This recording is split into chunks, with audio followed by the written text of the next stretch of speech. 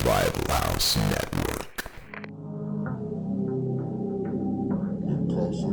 And don't like the brags, I don't like the boast. They like hot butter on the breakfast toast. Watching flicks, talking chicks, I like to motorboat. Can Riverman make it yo a check? Nope. So look at all these movies I got. Commenting like, should we watch them or not? I know they just be acting for cash, but I still got one question to ask. Like, why'd he do that, do that, do that? If that was me, I'd be like, screw that, screw that, screw that. I'm an alpha, I'd eat through that, through that, through that. So why'd he do that, do that, do that? What's up, everybody? Said it. BTM is back. And you guys wouldn't know that we were gone, but we totally were. But to you guys, we live in real-time YouTube land because we don't miss a beat on the episodes. But we were gone. We were taking a bit of a sabbatical, if you will, as in a week. I don't even know if this will come out on fucking Wednesday because we're recording this Tuesday night. Well, if it doesn't come out Wednesday, it'll come out right after. Hopefully we can make it. But anyway, the reasoning was I had oral surgery. I got all my wisdom teeth taken out, and my jaw, it's still a little sore, but I'm a lot better, and I'm capable of doing this now, so it was much necessary. We should have do it. See, if I was you, I would have wanted to do a commentary right after I get out of surgery, like while I'm still high on them dopes. I didn't get drugged up. Oh, that sucks. I just got numbed up, and I was in fucking pain, so. See, I would have recorded anyway, record my drooling mouth. Yeah, well, anyway, it is what it is, but I'm glad I'm making a speedy recovery, minus the giant fucking holes in my mouth. I had two wisdom teeth that were next to each other. I had a freak one, like a fifth one, and those holes are gnarly, and they're a bitch to clean out. I mean, I'm still not having fun with it, but Zach, why don't you do the honors of explaining everybody what we're doing this week and next week? We're doing a mask exploitation, baby. We're taking it to the 90s right now. We're doing fucking Jim Carrey's The Mask. It's gonna be dark. So I just want to jump right into it, and we'll start chatting about this flick as soon as it's going, Zach. Because it's the greatest fucking movie ever made. Well, I'll combat that here in a second. Anyway, we're gonna go in 3, 2, 1, play. Fuck yes. And we're seeing nothing right now. You see it? Okay, there we go. New Line Cinema fade in, old school. New Line Cinema. So I've mentioned it before on the podcast. It's probably been a while since this movie came up, but I've never been a big fan of it. It's because you're a fuckboy. The best part about it is Dorian and Riverman and I growing up just doing the whole, there's always time for like, doing that whole fucking thing. Fun fact, this is the first movie Cameron Diaz ever did. She's hot to fuck in this movie. Yeah, introducing. I never thought Cameron Diaz was hot. I've talked about that too. It's because you're a fuckboy. I don't know. She just doesn't do anything for me. And the thing is I would love to love this movie because it's got elements that should have appealed to me as a youngin', because I think I was... This takes place in Edge City, though. Edge City. Edge City. Okay. Where the fuck that at? I don't know. Hey, fun fact, there was an alternate opening to this that showed the Vikings coming, and they leave the fucking mask in the chest and then leave. That was pretty dog. Exposition's never good. Yeah. I'm kind of happy with the way they did it here, but I mean, what do I know? I don't like the movie in its current state. Yeah, you don't know shit. You don't know shit. Well, I saw this movie when it first came out. It was a big deal. I mean, it came out when I was 8 years old, and I watched it with my grandfather. And I remember my grandfather actually liked it. He was laughing a lot at the dog pissing on the guy wearing the mask and stuff like that. And to me, it's just whatever. It's not a terrible movie, but... Would that kill a guy if he's underwater? They drop a big fucking heavy thing on him? Maybe it's the reason why that one guy killed himself in this movie. You know, that comedian that's in this that's going to go chasing after the mask at the end?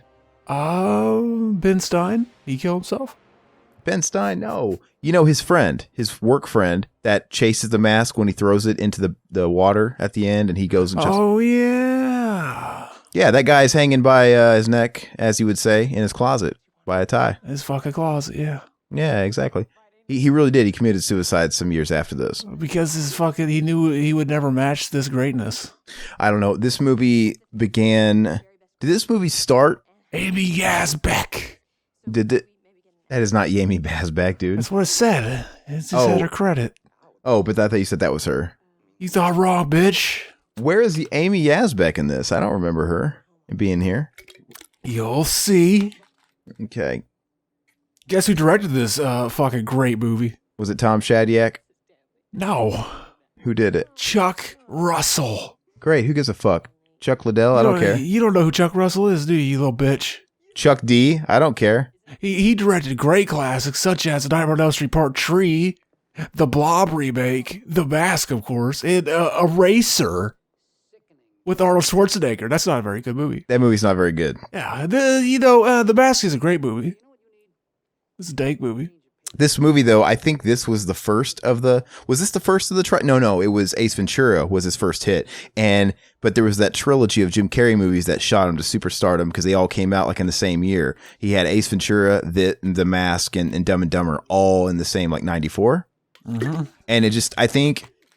Gosh, I don't know. He might still have, like, some kind of record. But the fact that he had those 3 blockbusters in 1 year was insane. I guess it was enough to solidify his A-list status, but... I don't know what the fuck he's been up to lately because he's just been, coming out with some shit. Oh, he keeps the hits coming. He keeps them hits going, baby. That movie where he played the detective, greatest movie ever made, I heard. What's that called? Dark? What's that called? Dark what? I don't fucking know. You watched it, didn't you? No, I didn't watch it. I heard it was terrible. Josh James did. Oh, yeah. Here she is. Well, I thought you were talking about Amy Yasbeck. Dem tits, though. I don't think she's attractive. Shooting them nuts. She doesn't do anything for me. How? How not? She just doesn't. She just doesn't. How not, though? She just doesn't. I think you're gay. I think it's like I don't know her in person, but just, going off of her personality I see on films and in interviews, her laugh annoys me. Her sense of humor annoys me. Her tomboyishness annoys me. I don't know. It just bugs me. I think you're gay. I think you're core. Hey! I got Stop the Presses, director of photography. Did you see that? It was John R. Leonetti. That is James. No, listen to me, bitch. I'm talking. John R. Leonetti. It is relevant. That is James Wan's right-hand man, and that is the guy that directed our last commentary, Mortal Kombat Annihilation, right? That was his directorial debut. He did that 3 years after this. Gross. And then he didn't direct another movie until like fucking 2014 when he did Annabelle. Oh yeah. He was directorial cancer for how many years is that? 17 years? Man, I don't give a shit. Look at them tits though. Them titties. Yeah, she's not attractive. I don't think, was this her first movie or was it My Best Friend's Wedding? This was her first fucking movie. Okay, well then My Best Friend's Wedding must have came after because she was kind of a support in that, but Julia Roberts was the main.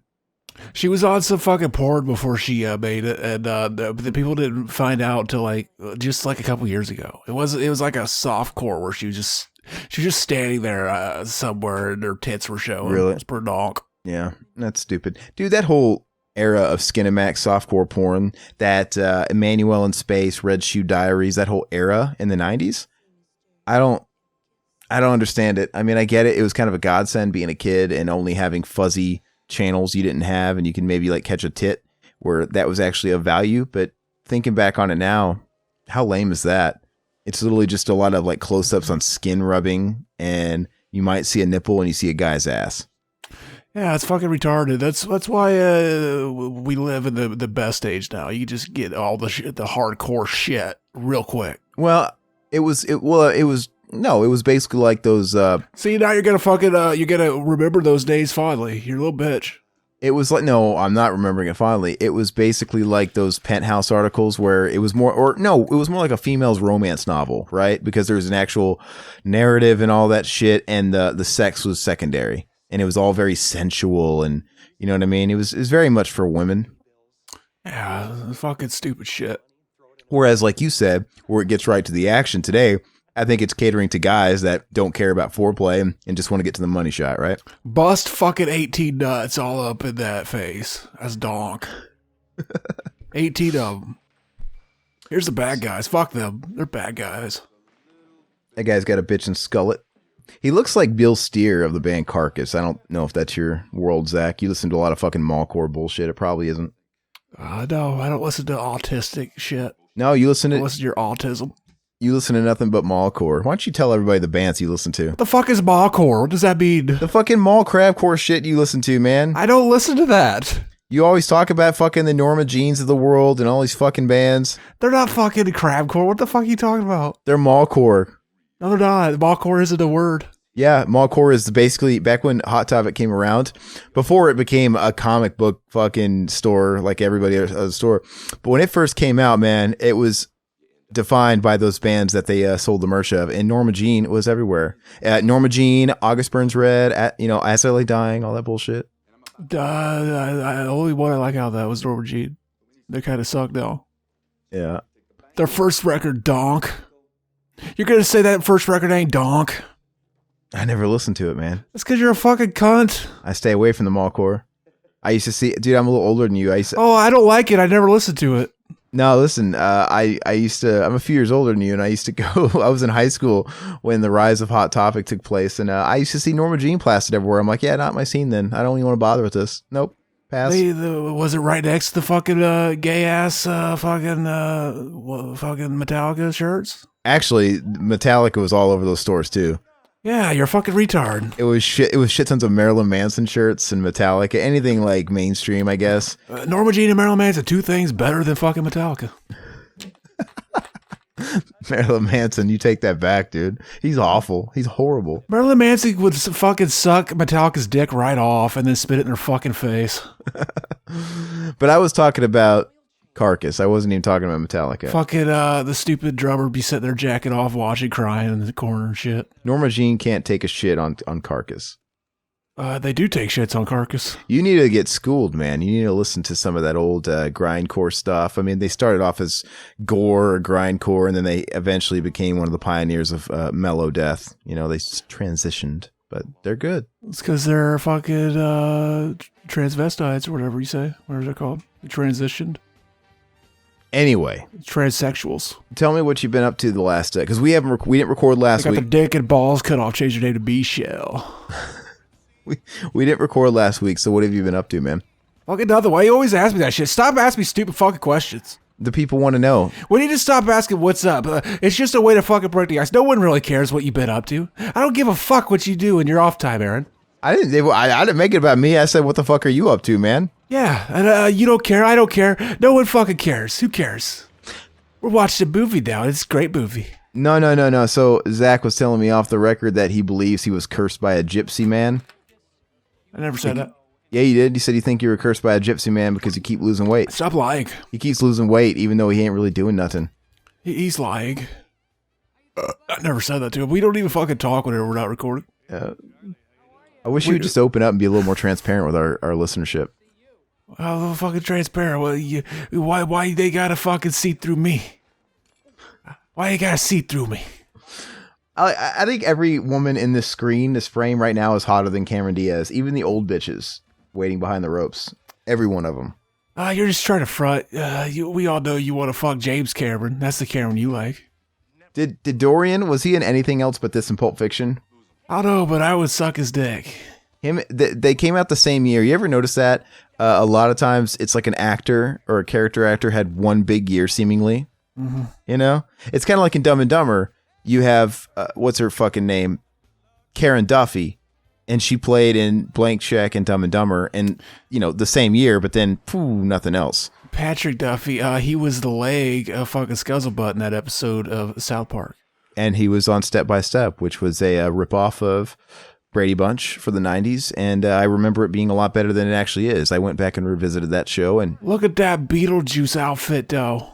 Yeah, no thanks. Beetlejuice. I'd rather have Beetlejuice there, the real Beetlejuice. You'd rather have Beetlejuice bust a fucking nut in your face? I mean, maybe, potentially. Fucking nasty ass nut. He'd probably have like fucking snot like from his nose. I would try and play like a game of chicken with him just for fun to see. He would, like, when he's edging, when he's getting close to releasing, I would see he'd have to let me know and give me the go ahead. Like, okay, I'm coming close to climax.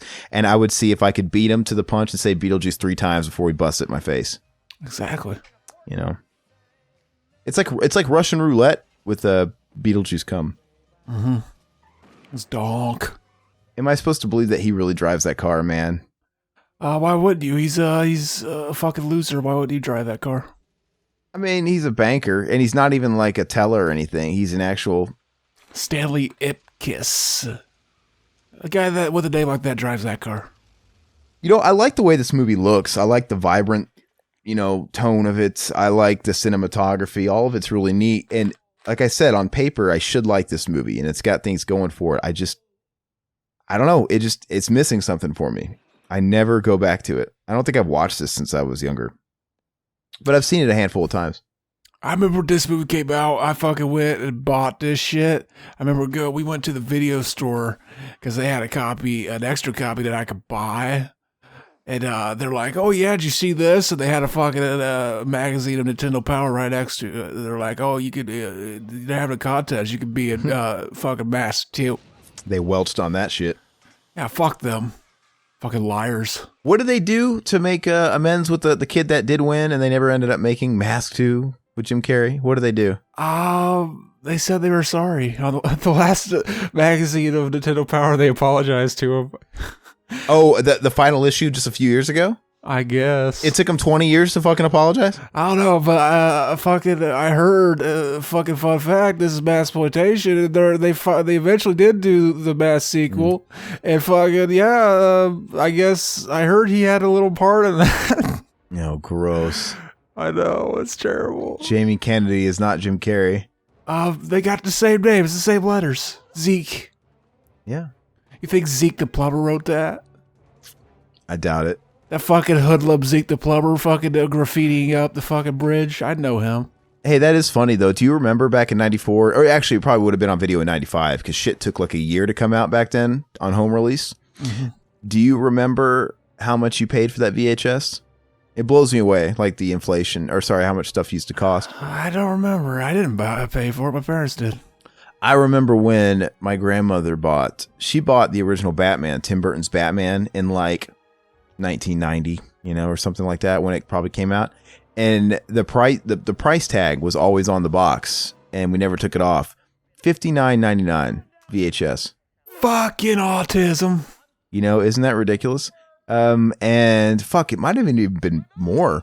But I remember in 1995, or maybe it was 96, because the movie came out in 95 in the theaters, I bought sight unseen, regrettably, at a mall, VHS copy, brand new, launch day, Batman Forever. Dog. And I paid a pretty penny for it. I paid a fucking pretty penny for it. And I was real excited to see it too. I mean, Jim Carrey, like I said, was real hot at the time, and he got that movie. See, I always fucking mix up Batman Returns and Batman Forever. They got the same fucking title.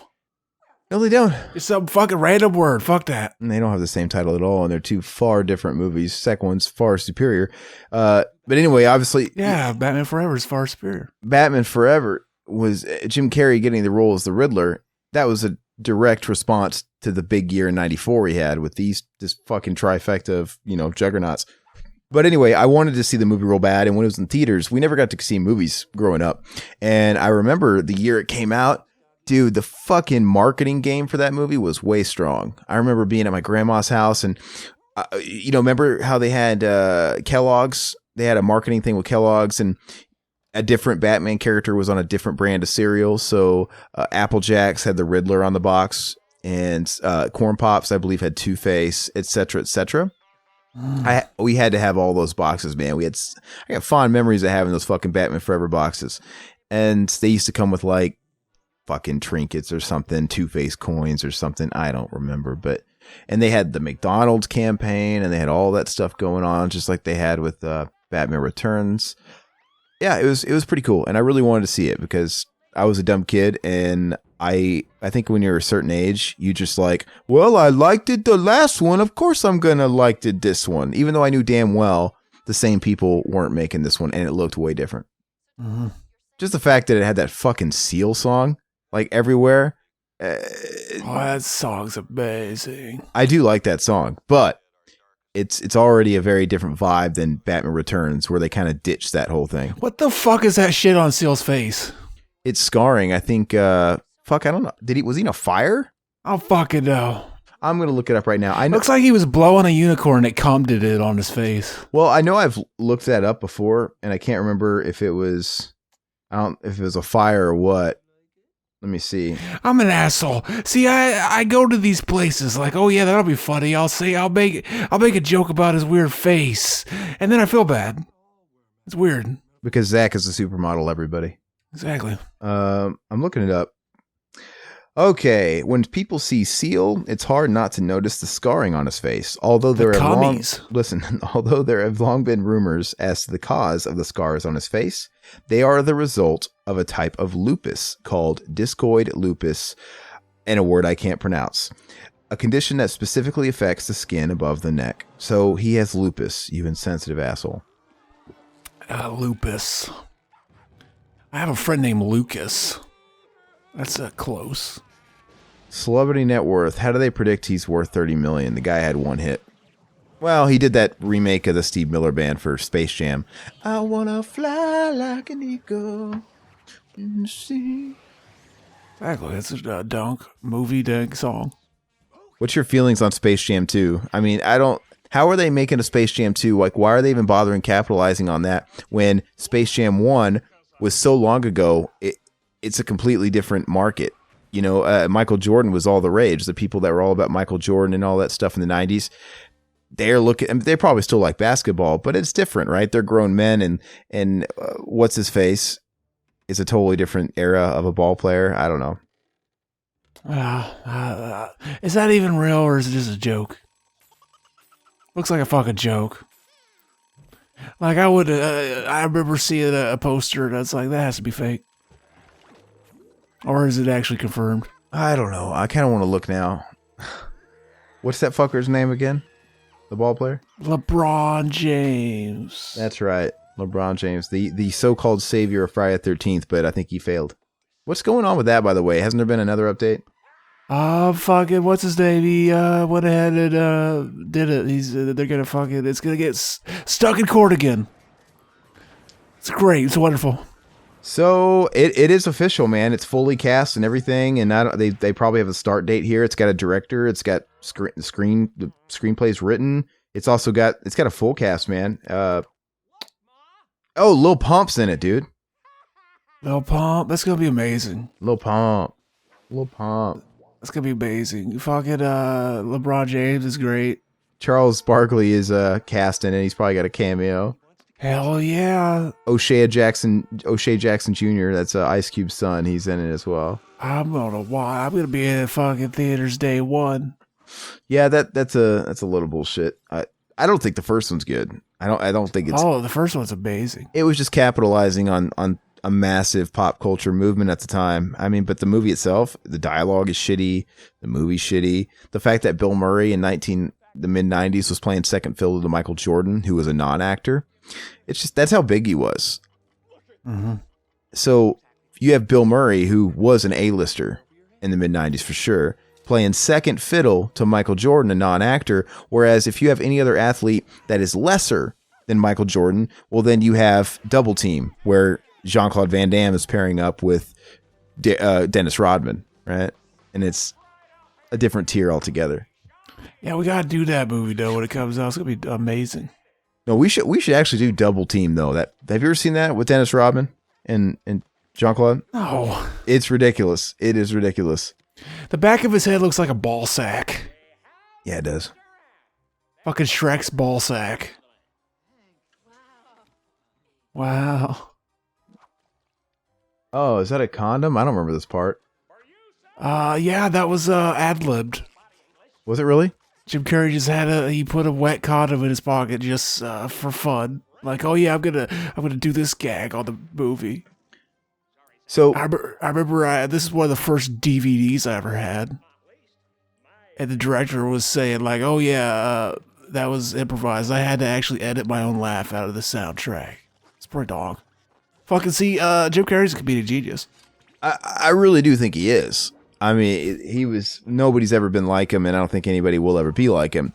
I just think his time is over, you know? His time is over. He's fucking has been. Now he's all weird Illuminati, fucking crazy, up fucking. See, he needs to make a movie about how the Illuminati is naughty, and they never listened to their parents growing up. I don't know. You mentioned your DVD purchase. So I mentioned my VHS. My first VHS I bought with my own money was Batman Forever. What was the first VHS you paid your own money for? I don't know. See, I'm younger than you, so the first thing I bought probably wasn't even on VHS. Really? Oh. VHS was probably dead by then. Okay, so what's the first DVD you bought? I don't fucking remember. Look how fat that looks. That looks amazing. How do you not remember these things if you're such a film aficionado? I don't know. I was like fucking 12 years old. Zach is such a baby. Look at the baby. Exactly. Big baby. It's per dog. I think now the first DVDs that we had, I didn't buy them. My dad actually bought them because he bought a DVD player and they came home with the Godfather trilogy set that they had at the time. So it was pretty, because back then it was a huge deal. The special features were scene selection. Remember when they put scene selection in the special features? Yeah, that was fucking retarded. Why? Like that was the big selling point. But anyway, so they're pretty bare bones. They came home with the Godfather trilogy and they came home with Crocodile Dundee in Los Angeles, that shithole movie.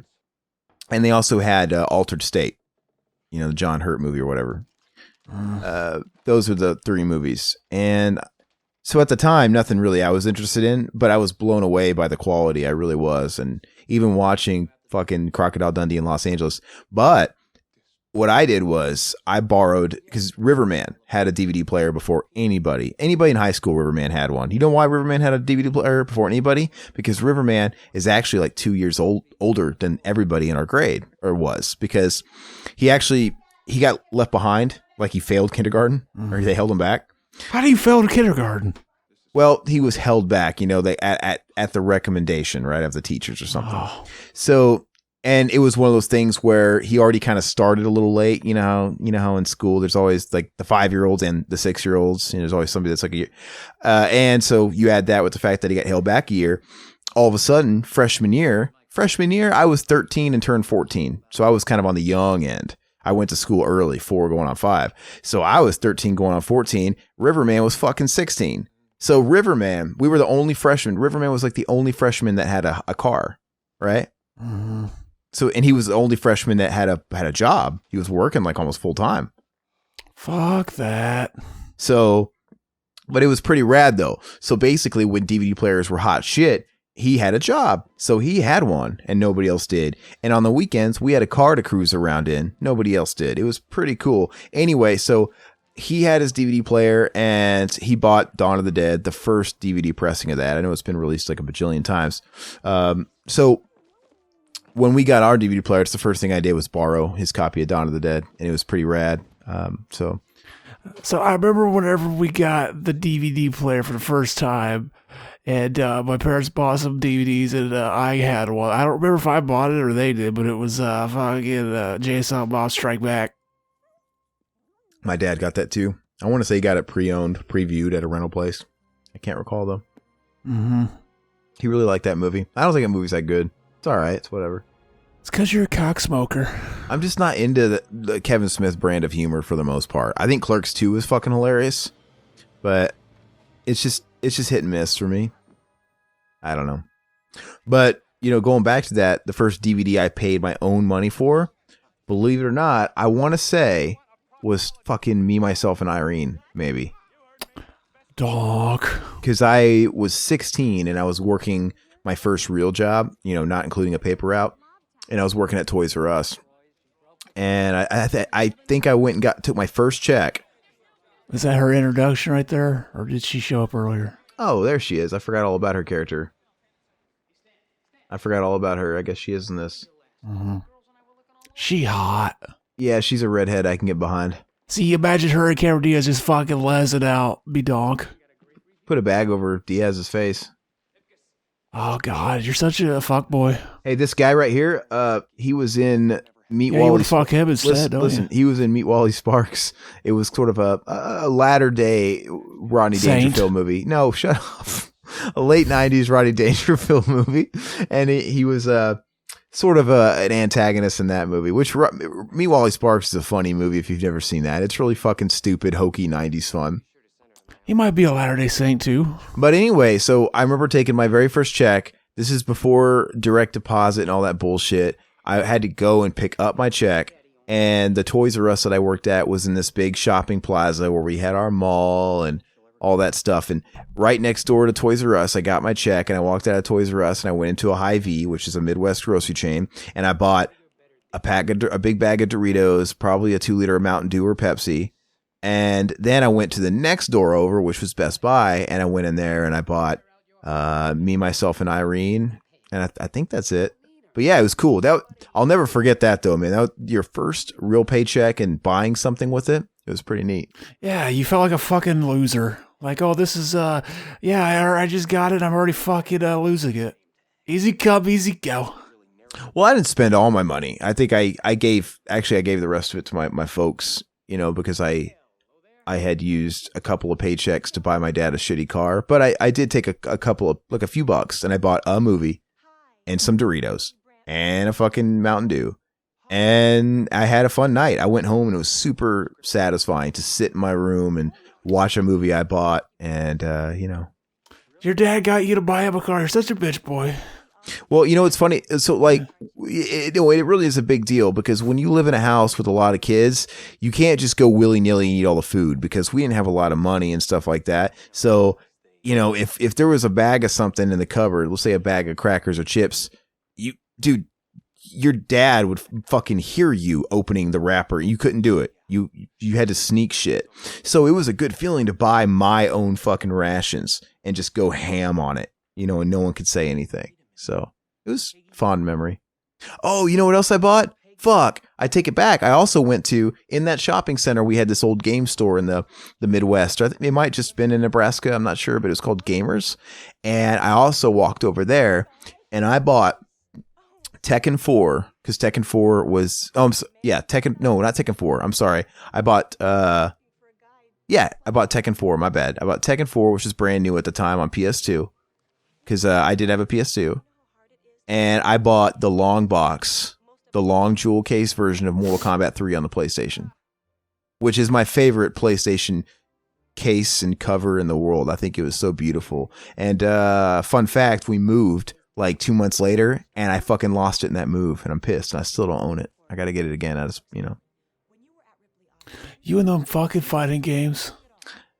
Most of them suck. I really don't like fighting games anymore. It's really not my genre. And even those old Mortal Kombat games don't necessarily hold up, but I just have fond memories of that game, and I love that artwork and that physical game. I like it. So, yeah. Fucking Amy Asbeck, though. I'd cover her tates. Did she remarry? I don't know. I'm going to look. She was too young when he died to not remarry. Too much of a piece. Let's see. Cover her tates. Amy Asbeck. This movie's not very good. I forgot. It's not as amazing as I remember. Are you fucking with me? No, this is the greatest movie ever made. So it doesn't look like she ever remarried. John Ritter died in 2003, which is a long ass time ago. Doesn't look like she remarried. Who would ever remarry her? Like, you had to compete with John Ritter's cock? Ooh, after her husband died, Yazbek filed a $67 million wrongful death lawsuit against the Providence St. Joseph Medical Center and several doctors who treated him, alleging they misdiagnosed his condition and that contributed to his death. Several of the defendants settled out of court for a total of $14 million, including Providence St. Joseph, which settled for $9.4 million. On March 14th, 2008, a jury split 9-3 in favor of the doctors, clearing the physicians of any wrongdoing. Okay, that's crazy because can regular people just sue doctors for getting diagnoses wrong and shit like that? I mean, isn't that kind of how the world works? You're paying for their opinion. Mm-hmm. You know what I mean? Like, I've been misdiagnosed with simple shit all the time. Granted, it didn't kill nothing that killed me, but that's why you get second opinions. You know what I mean? Mm-hmm. That doesn't. I mean, that sucks, but I guess I don't know the severity of it. But if only we lived in a world where we could get settlements and shit for that. I don't know. I guess it depends on how severe it was and how bad the fuck up was. I don't know. What was the condition? I'm gonna find out right now. Because I can't remember. Did it something to do with his heart, maybe? But Something, yeah. is it going to tell me how he died, motherfucker? I Died. don't even remember. Personal life. Here's where he has a dream about coming on her tits. Or jack off. Ip kiss. All right. It says here on September 11th, 2003. Fuck. Ritter suffered from heart problems while rehearsing for 8 Simple Rules for Dating My Teenage Daughter. He began sweating profusely and vomiting and complained of having chest pains. He was taken across the street to Providence St. Joseph Medical Center, by coincidence, the same hospital where he was born. Physicians treated Ritter for what they had diagnosed as a heart attack. However, his condition worsened. Physicians then diagnosed Ritter with an aortic dissection, a tear in the aorta that grows. Ritter died during surgery to repair the dissection 6 days before his 55th birthday. Eesh. Oh, hey, check this out. I always notice this. Look, the dog's licking him. Watch what happens when the camera zooms out. Oh, see that on the fucking stand by him? What's that? A fucking jar of peanut butter? Oh, no. No. No. Is that just like an inside joke that he threw in? No, they fucked up and forgot to take the peanut butter off the set after they used it. But is it supposed to be funny because a dog and peanut butter? They actually used the peanut butter to get the dog to lick his ear like that, yeah. Oh, did they? They just set it down and forgot it. That's fucking funny. Fucking retards, too. I've been used. That's ridiculous. That's funny. That's a funny tidbit. Hey, we were talking about, that whole LeBron James thing in that fucking lawsuit with Friday the 13th. Did you hear that a couple days ago? They announced that the people that made the Friday the 13th game are making a Predator game in the same vein. Mm-hmm. And now it looks like it's got exclusivity deals with Sony, and they're going to have Sony's backing. So I mean that looks. People think that looks good as far as, because Friday the 13th's good. It just was buggy and had problems, obviously, but it was a great game otherwise. So hopefully that'll remedy all that stuff. But that's pretty cool. Them fucking fuckboys fucking over that game. It could have been great. It could have been basic. And then fucking Victor or whatever the fuck. What's the other guy? I don't fucking remember. Victor Miller. Victor Miller. Remember the fucking cartoon of this movie though?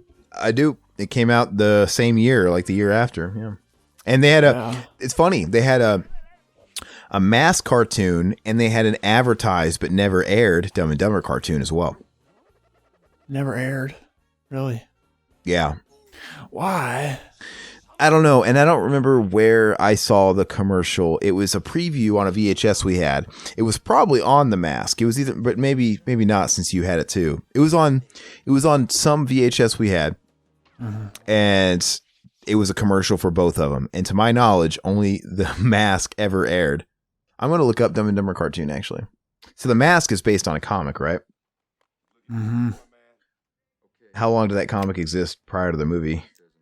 I don't know. Apparently the original script before Jim Carrey was involved was like darker and more like the comic though. More slapsticky, but it was violent and whatnot. Yeah. Because the fucking mask is supposed to basically make them kill people in weird, wacky ways. That looks like the motherfucker from that spinoff from X-Files. Well, fuck. It looks like I was wrong. It did air. Man, hold on. It only had 13 episodes, so it was pretty much in and out, but Dumb and Dumber, the animated series, is a Hanna-Barbera produced animated series based on the 94 comedy film of the same name.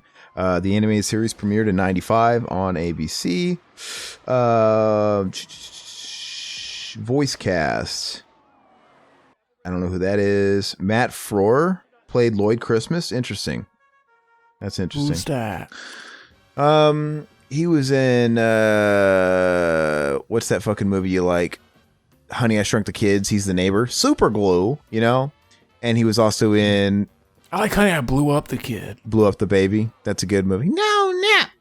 And he was the principal on National Lampoon's Senior Trip. He was also Job in Lawnmower Man 2. He replaced Jeff Fahey in the sequel. So Never watched either of those. Yeah. Lawnmower Man, I tell you what, that's a movie I wish I liked. But it's just Retarded? yeah, it's just missing well, like Jeff Fahey's character is retarded in it, actually. Yeah. No, he really is. But yeah, I don't know. It's a movie I always wanted to like. I just never could.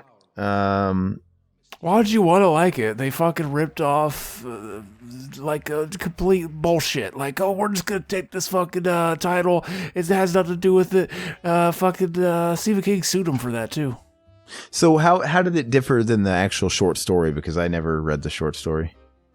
And it was fucking a sci-fi script they had written there, and they just literally just fucking put the title on it at the last minute after it was already shot and everything. Well, what was Stephen King's Lawnmower Man? About a fucking guy that like wakes up every night and sees like a weird creature fucking outside his window or something. Well, did Stephen King get paid? Surely. Probably, but he got pissed off still and sued him for it. Well, did he get pissed off at everybody else that made shitty adaptations of his work? That one's different though, because it had nothing to do with anything. I mean, I don't know, whatever. They took a lot of liberties with Shawshank Redemption too. I mean, it is generally the same type of story, but I don't know. There's no virtual reality in this short story or anything. Yeah, that's totally a mid-90s thing too. Mm-hmm. The CGI in this is fun. It works for the movie. I think the overall cartooniness of the masked character makes the effects a little bit more timeless. It's kind of like the equivalent to cell shaded graphics in video games, you know? Mm-hmm. So. See, look, that's the fucking guy from the Lone Gunman show. I don't know that show. Fucking bitch boy. That's something I've been doing. I've been watching fucking X-Files. I started doing this fucking marathon like a couple years ago, and then out of nowhere, fucking Netflix just pulls the rug out from under me, fucking biggity bam, and they just take it off. Oh wow! No fucking warning or anything. So now it's on Amazon Prime. So I've been. They like to fucking take shit off with no warning too. So I've been watching it, trying to finish it. What about the seasons Netflix produced? The last couple, are they still off? Are they on there? Netflix didn't produce any. Maybe they didn't. Those newer ones were still on Fox. Oh, that's right. Well, so they removed everything then. Mm-hmm. Did they put the newer episodes on Amazon Prime with the older ones? Nope. Just the first 9. But I hear they suck anyway, right? 10 was just like and I liked 11 okay. So I actually never, ever really binged X-Files. I grew up with it because it was on for like originally like what 10 seasons, 9. So I of course saw episodes here and there, but I never really bonded with the show or watched it, you know, on a consistent basis. Now, did the show have like a consistent narrative arc where, you know, everything rolled together, or was every episode sort of a standalone thing? Most of them were standalone. They had like mythology episodes though, like 5 of them every season that ran throughout, like a continuous story. Okay. Well, and I don't know what it is. Like that show, I should love it, and I just haven't given it the time. And I like David Duchovny. I mean, I watched Californication without actually binging X-Files before. So, did you like the movies? No, neither of them are good. Yeah, what's the deal with that? It's the X-Files. I saw the movies. I saw the first movie. My bad. So I didn't like that movie. What is it about these guys that write solid TV shows and they can't fucking put it in a longer format? Same thing with the Simpsons movie. You know, by all accord, if you're putting all that money and concentration into a feature film of a huge property, it should be as good, if not better, than your best prime like seasons of the show, right? You would think. And so X-Files is like that. Simpsons fell victim to that. It's probably one of those things where they didn't want to make a movie, but the fucking people, like the studio, was like, "Oh, we gotta make a movie. It's a big fucking show. We gotta make a movie. We gotta make money." And I it was on the tip of my tongue, but there was another case of that too, that I'm thinking of, and I fucking can't place it. Mm-hmm. And it'll come to me any second, I swear. I guess Star Trek is the exception, right? Because people really like, for the most part, those generation movies, and they like the Star Trek movies. I think were bigger than the original series. You know, the ones that, you know, Wrath of Khan and shit like that. So maybe that's a bit of an exception. See, I always thought it was weird. Like, what the fuck? Like, is that a makeup appliance on his neck too? And they just painted its skin, painted it to look like his skin, or is it his real neck? It looks weird. Yeah, it looks beefed up. Like they shot fucking steroids into it. I like to think that's how fucking white his cock is, though. Aren't we getting close to the Dorian's gonna get the mask here? I don't remember. I think he gets it later. Oh, here we go. Oh, look at this. This is a comedy. It's amazing. They should have made it. What? Imagine how fucking fun the second one was gonna be. Fucking, we don't have Jim Carrey to laugh at. We got fucking other guy. Did you ever watch Son of Mask? Back when it came out.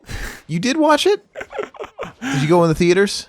No, I saw it on video. And how old were you when that came out? That was probably like what, 99, 2000? I don't know. What year was that? I want to say it came out in like 2003 or something. Okay, how old would you have been? Oh, man. I don't fucking know. Fucking young enough. 11, 12. Yeah, so it was still in your demo, right? You were prime. No, even I was like, I don't fucking want to watch this. Hold me closer, Ed. Anyway, so you didn't like it? Did you watch it with Mac? No. But weren't you like a big fucking, didn't you have a hard on for Jamie Kennedy? It should have been like a match made in heaven for you. I like the show, all right.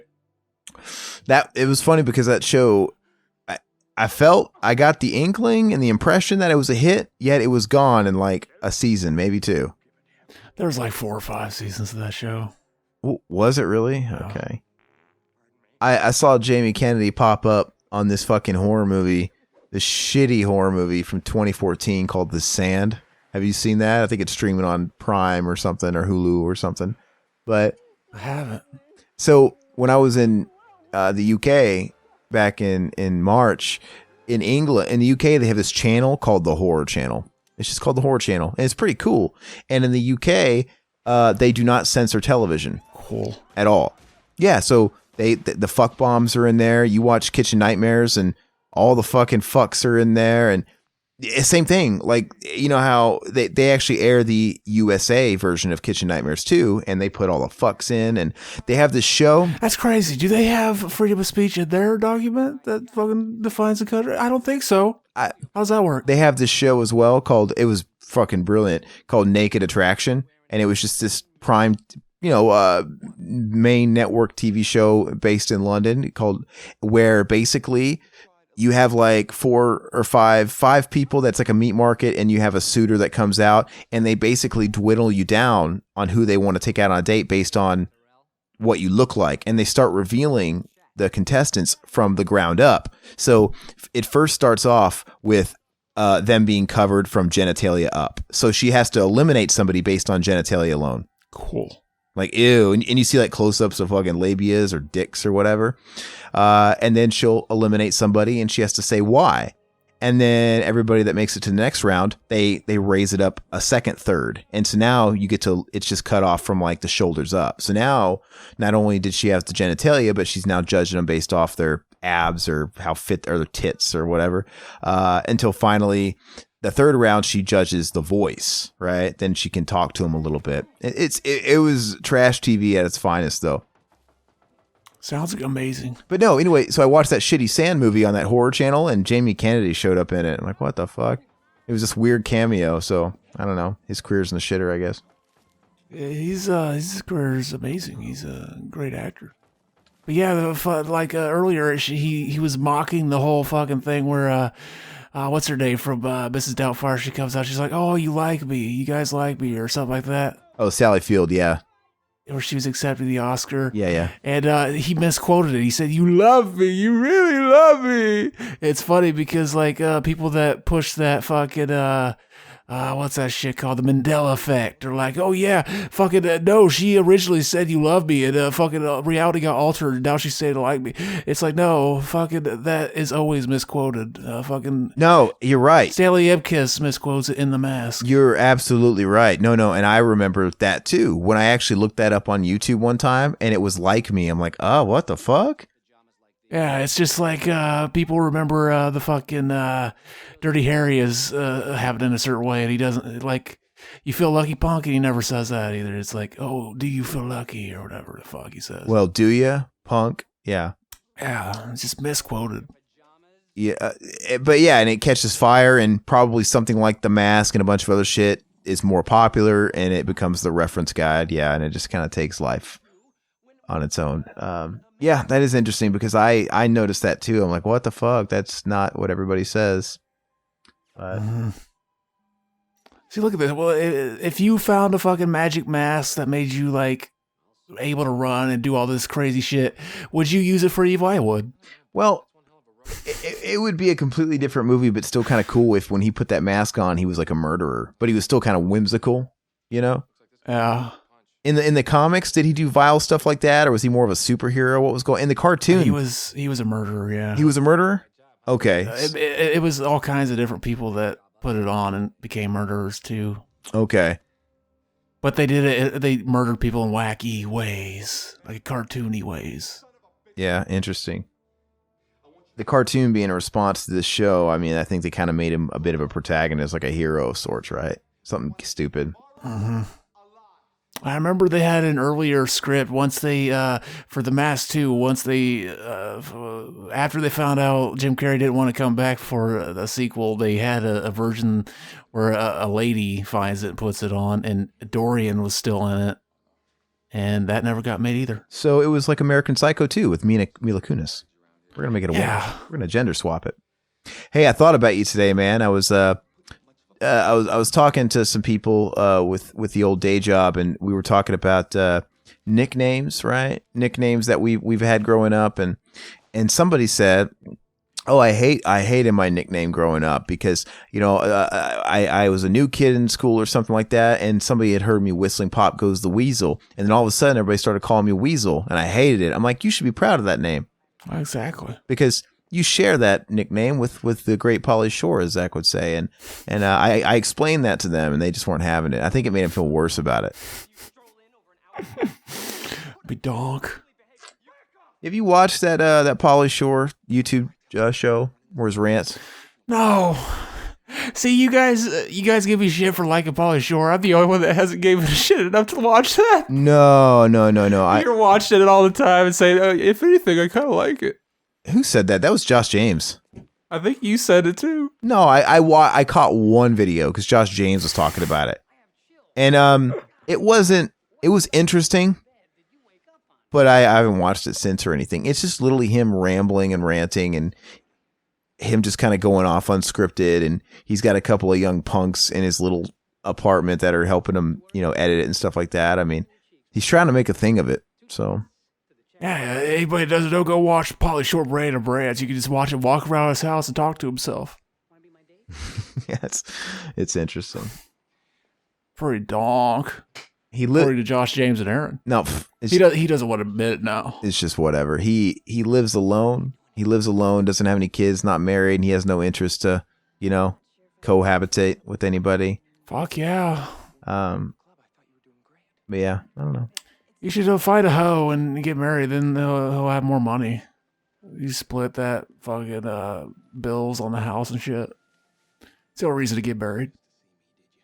I think he still owns like a nice house, and then I think he rents it out, and he just lives in like an apartment. He used to live next door to Wes Craven. Really? Mm-hmm. And he never tried to hit that up to get in a fucking movie, maybe like replace... Knowing him, he probably did. He probably did. And maybe he's like trying to, maybe when he found out that they were remaking Nightmare on Elm Street, he tried to get in a piece of that pie, right? Tried to go hit up New Line Cinema. Can I play Freddy, though? That'd be donk. I can't do it. You're good at it. I would have been donk. I would have camed. What's funny is I could totally see a late 80s Pauly Shore, like, you know, early in his career, like before let's say before he got the MTV gig, I could totally see him in that Weasel character, like in the late 80s in some kind of like Return of the Living Dead type movie, right? Mm-hmm. He totally fits the mold, some weirdo. But the first movie he was ever in was called Phantom of the Mall, and it was like a horror movie. yeah, I know you talk about it all the time. What year did that come out? I fucking know. We still got to see it. Maybe I've never watched it, but maybe I will. Put it in the voodoo, bitch, and I'll watch it. Put it in the voodoo. That means I have to watch it. I have to buy it. And that also I want to pay for Phantom of the Mall. that also means that you would buy it for nothing because I probably wouldn't share because voodoo's a fucking stingy asshole. Yeah. Dude, I've put so many movies in that damn voodoo, and you too, and we're not getting each other's movie, but we get like a random one. There's a couple of them we get every now and again, and I wish they would be upfront and clear about, you know, what the conditions are for a movie being able to be shared. But I guess they've been having a lot of issues. It might not be a thing. They might be just because what is it? Who was the Ultraviolet? You know, fairly recently they shut down, right? And then they were telling everybody, don't unlink your Ultraviolet from your voodoo, but especially before a certain date, and you'll be fine. But if you do, you're going to lose that library that was synced.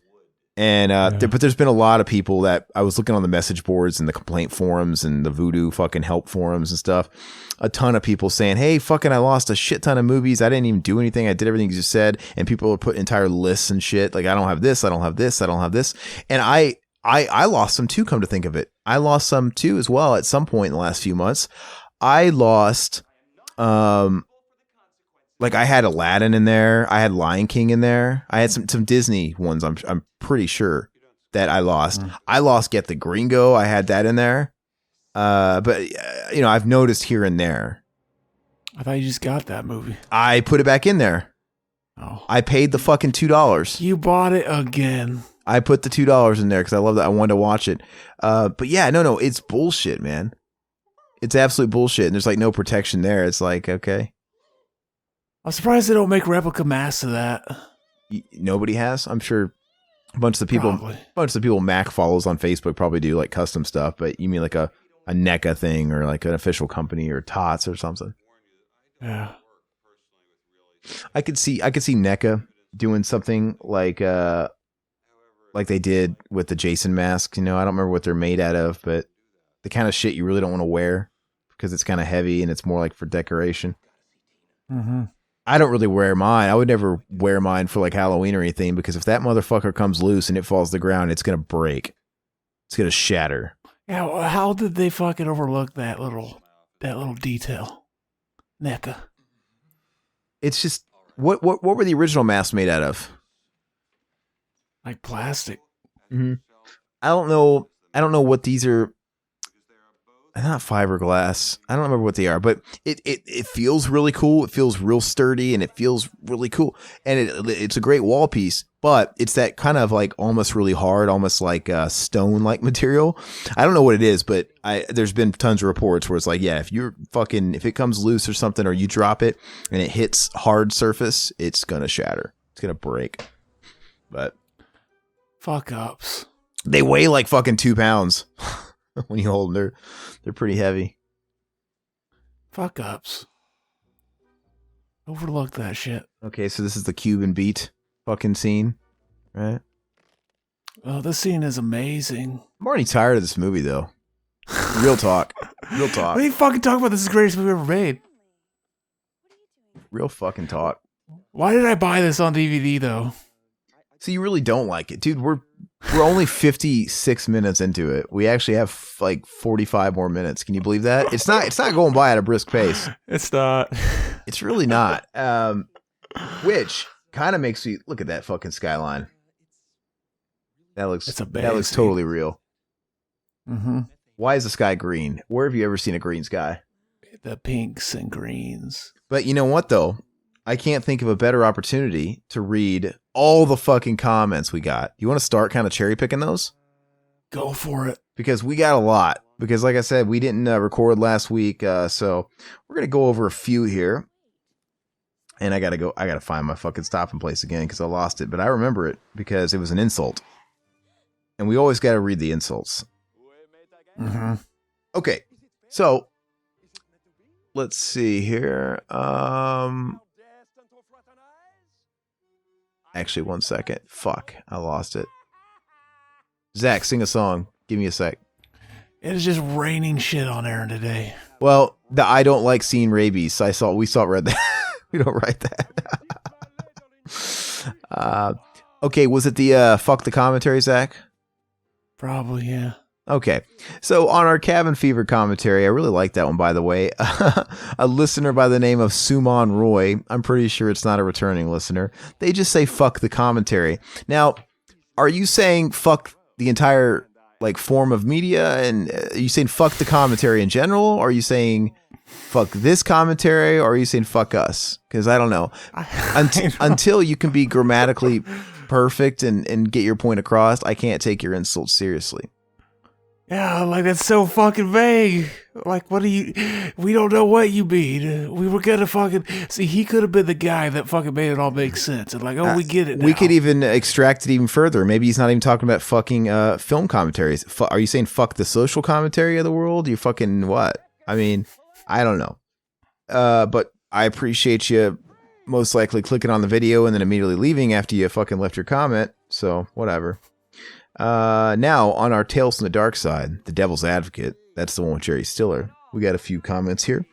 Nicholas Hall, he says, this episode is perfect. Aaron's angry and Jerry Stiller's angry. LOL. Yeah, I was a grumpy little bitch. Why was I grumpy? Because of something that happened. I forgot. Yeah, I was just in a bad mood. I wasn't feeling well and I was super... Oh, the dog or something. That's right. My fucking ass. That's right. And I'm pretty sure there's a comment that comments on, yeah, I was just grumpy. I had a horrible day before as well.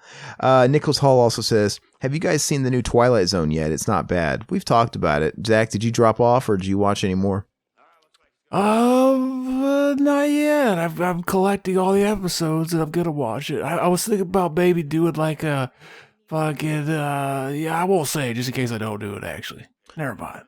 Okay, another comment we have, though, is from Oliver Close Off, and it's actually a request. He says, your next commentary should be season 2 of Cobra Kai. I binged the whole season the other night. A commentary on the whole season? Yeah, we've never done that. Why would we do that with just that show that we've never seen, or he's never seen? Well, I've never seen the second season of it. How long are the episodes?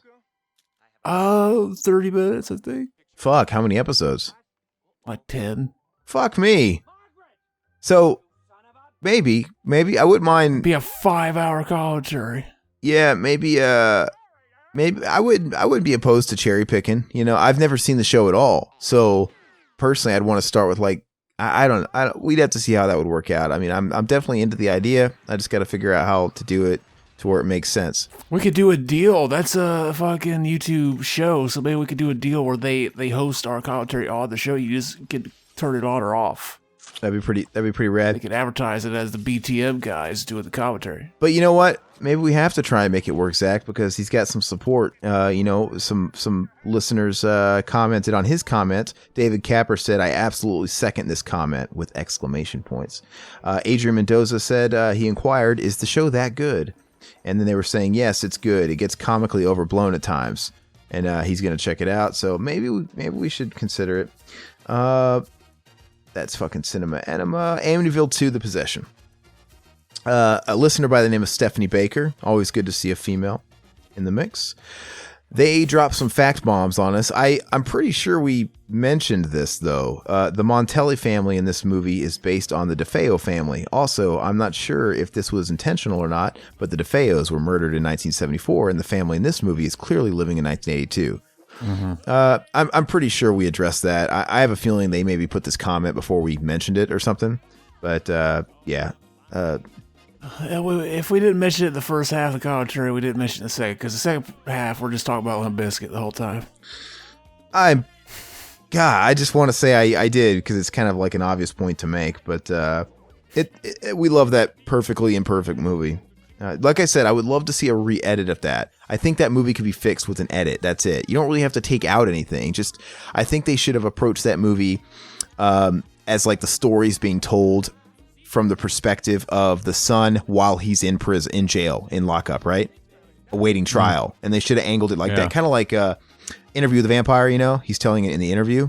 He could have been doing it from like the interrogation or wherever it has they had him, and they could have spliced all those scenes together and given us all that fucking shitty courtroom shit throughout the good stuff, and it would have, and then have it all end and come to a head when he escapes, right? And then they have to track him down, and it would have been just like a movie like Interview with the Vampire, where, yeah, I mean, we would have had the relationship kind of established with him and the priest or whoever. I don't know. I wish I could go in there and just redo it. I can. I thought about making a fan edit of that movie before. That would be fun. I wonder if we would get. We'd have to put that somewhere where we wouldn't get fucking flags. We could fucking we could completely go overboard and do it just like tell the whole story in reverse. Okay. We'll do it like fucking Memento. But I think simply doing it the way we were just talking about would make all the difference in the world. Because the third act plods because they just throw all that at you, and it kind of takes a dip because, you know, after he kills the family, that feels like the climax. That feels like the start of the climax, and so it should end there, and then actually technically right after that go to present day with him escaping in the church on fire and all that stuff, and there you have one really strong climax. It just I don't understand it. That would be sweet if you could pull that off. We got more comments on Tales from the Dark Side, The Devil's Advocate. Adrian Mendoza, the Omega himself, he says, I'm so sorry that a dog attacked you, Aaron. That's scary. By the way, can you send me a pic of your wounded ass? Thanks. He's got he goes on more, but I'm going to say that, no. You know what's funny is I could give you that picture of my hemorrhoid with the shit and blood coming out of it, and you could just send it to him. He might not even notice it's the same picture. Thank you. As of this recording, I'm all healed now, so I appreciate the concern. But yeah, I don't know. I don't even know if I took a picture of it while I was wounded. And he says, I'm eating carbs while listening to this commentary. Because I think we were talking about carb intake. He's like, you have 5 wisdom teeth? Wow. Aaron, I'm sure you will be out cold because it's such an extensive surgery. I had 2 wisdom teeth and they were taken out after my braces were removed and I was put under. I think the worst is after the surgery. The healing process will take a while. So yeah, I had all mine done, more than 2. Yeah, I'm glad you got rid of those because they were really fucking starting to like friction burn my cock. Your mouth. And I didn't get knocked out or anything. I mean, I was awake during the whole thing. You know, I think I had about 15 needles go into my mouth. And, you know, those needles, Zach, have you ever had teeth pulled? Yeah. You know, those needles, they go dig in. They have to hit the root, man. They go down like a lot. I don't remember them doing that, though. I just remember they just did where it clots. And they tell you not to, like, drink out of a straw and shit. Well, it'll come on. That's at the end of it, you know, when they've actually done the extraction. But so when they were numbing me and stuff like, first they put like the Novocaine shit right on your gums to sort of help numb the needle going in because they're gonna numb the inside. But I swear, it always seems like you learn throughout the process, you know, that you need more. Like they didn't give you enough. So by the time they were on like tooth number 3, I really felt it. Like I felt the whole damn thing, and I can't really say anything like, "Hey guys, I need more numbness. It should give me another shot." You felt the pain, or you just felt them pulling it? Like, oh no, I felt the pain. No, you always feel the pulling, but I'm saying they didn't give me enough fucking juice on this side of my mouth. And I had shit in my mouth, and I had them in my mouth, and I couldn't really say anything. And, you know, your lip in my lower jaw was so numb, my lips were, that I couldn't really do anything. So I just had to stomach it until they got that one out. But on my 3rd tooth, man, I felt everything. I felt them fucking just pulling and yanking, and it sucked. What if you only have like 50% of your feeling, and that wasn't feeling everything? That would have been fucking terrible. That's possible as well, but it hurt, and that one still really hurts. But I remember one time I went with my mom. I was like 8 years old or something, and she had to go to the dentist, and I had to go with her because she didn't have anywhere to leave me. And we go in, and there's like a fucking guy in there, and everybody is waiting outside, and he's just fucking screaming and shit. And he's like crying and shit. It's a grown fucking man crying. And then like out of nowhere they come out and they're letting everybody know like, Next. Yeah, don't worry. He has a condition where he can't take fucking Novocaine or something. Oh, So no. Yours isn't gonna be that bad. Well, and it sucks too, that they make you sign that waiver and stuff always, and it's a scary waiver because it says all the possible side effects of having extractions and Novocaine and all that stuff, and it doesn't even sugarcoat it. It doesn't say here are some of the less not so common but possible side effects. It straight up says here are some of the common. It doesn't even like make you feel better, and they're talking about the numbness. Like there's people that experience partial permanent numbness or permanent. Like I don't want to fucking be numb forever. But I don't want to be still loned. Look at his fucking neck. It looks like my cock. Yeah, why did he get extra-roided up? So is that a different guy playing It has to be a totally different actor. It might be. It just has to be. It doesn't even look like a fake bodysuit. It just looks. Look at that. That's a bodybuilder. That looks like fucking roided out Quentin Tarantino or something. Yeah. So anyway, like I said, I'm in day. What is it? Let's see, Sunday, Monday, Tuesday. I'm like day 12. Day 10. Day 10 in my healing. And it doesn't really hurt too bad anymore. I get kind of headaches on one side, but it's a pain in the ass cleaning out the holes, right? Because like I said, I had 2 wisdom teeth next to each other, and those holes are fucking just, I don't know. It sucks. I can't even eat, even if I'm eating mashed potatoes and keeping the food not solid. You cake in mashed potatoes in those holes and shit like that. Yours is nothing like mine because like I didn't have to clean any holes or anything. So and I don't know if it's actually fucked up. Maybe. I always heard like if there's a hole there then that's bad. Like the dry socket. Yeah. So I don't know. Yeah, I'm actually going for a follow-up on Saturday, and I'm going to ask. Now, the other ones I can't see because if like the clot came out, then yeah, like your nerve could be exposed and shit. So when I get food in there and I clean it out of the holes, it doesn't hurt. I don't feel like so I don't know. And I've heard dry socket hurts a lot. That's what I heard. Yeah. So. But I don't know. The thing is, I can't see the other teeth on the top because it's on the top of my mouth, and I can't see what those holes look like. I don't know if there's holes or if it is like filled with the clot and it's leveled off. But these ones, I heard a dry socket exposes the bone, right? You can actually. Mm-hmm. I don't see a bone. It's red, but it's still holes. Yeah. And there's 2 next to each other, so I need to ask him and be like, and it doesn't really hurt. So I need to ask him like, hey, is this normal? Is it clotted? Because maybe over time it fills in. I don't fucking know. But all I know is if it doesn't fill in that and it heals like that, that's going to be a pain in the ass because, dude, I get shit caught in those all the time. Like everything I eat, I got to go in the bathroom and fucking clean it out very gently with like a pick. Yeah, it'll level off. You think so? Yeah. I mean, because I think that's how clots work. Like when stuff clots, bone develops and grows under the clot. Mm-hmm. But if there's no clot that's leveling off, hopefully I'm going to find out. But the body has a way to fucking protect itself. So that shit like that. Like, yeah, your body will notice like, oh, there's shit getting stuck in here. We should fix that shit. Level that shit off. There's like fucking little workers in there fucking laying cement and shit. Well, I'll figure it out, but it's pissing me off. But thank you for the consideration on all that, Adrian. On the same commentary, Tales from the Dark Side, Witch King, he says, you guys should do Tales from the Crypt Keeper, the cartoon Tales from the Crypt. We should. I've never seen an episode of that. I bet you, I remember watching a couple of episodes back in the day. I bet you it doesn't hold up, but I'm sure it's one of those shows we can find on YouTube for crying out loud. Mm-hmm. Yeah, that'd be kind of fun to try to do one. Why not? I'd be down. Dog. Maybe we can maybe this week we could bust out one of those days where we do a few short ones, and we could just knock out a few. Mm-hmm. Those are always nice to have. See, would they ever let like they have conjugal visits? Why don't they just let you fuck them through the bars? That'd be dog. I think there's a lot of porno movies that are like that. Yeah. Where like the guards, like a female guard is like putting her ass up against the bars. She could even hike her legs up on the bars and use it as leverage and just fuck the shit out of his cock. That'd be donk. I feel like there's people skinny enough to be able to fit through those bars. Like, what happens if you arrest somebody like DJ Qualls, who looks like he's malnourished and about to blow away? You know, where do you put him? You can like fucking just move his arm and like it'll go double jointed and he could squeeze through it.